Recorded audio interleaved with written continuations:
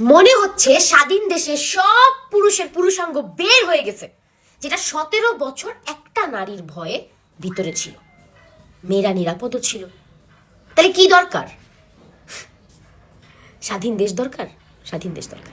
যদি কথা বলি তাহলে অনেকেই বলবো যে হাজিয়া মানুষের মুখ খারাপ। গত 17 বছর তোমরা ধর্ষণ হয়েছ না তো? গত 17 বছর খালি তোমরা ডাস্টবিনের ভিতরে ছোট্ট করে টুকলা বাইন্দে ফেলা রেখে আসছো। তোমরা তখন ধর্ষণ হয়েছ না তো? ওই যে আবর্জনার মধ্যে তোমরা পেঁচায় টেচায় পুরো খালি ফেলাই রেখে আসছো। তোমরা ধর্ষণ হয়েছে গত 17 বছর, কে বলছে?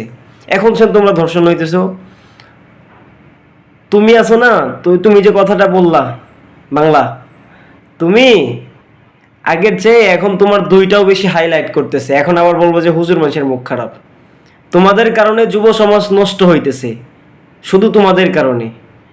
তোমরা যদি ভালো হয়ে চলতাম তাহলে দেশে ধর্ষণ থাকতো না। যদি তোমরা পর্দা করতা, নিজের দিকে আগে তাকাও, পরে অন্যের দিকে তাকাইও। আগে কথা বলার স্বাধীনতা ছিল, এখন কিন্তু কথা বলার স্বাধীনতা আছে।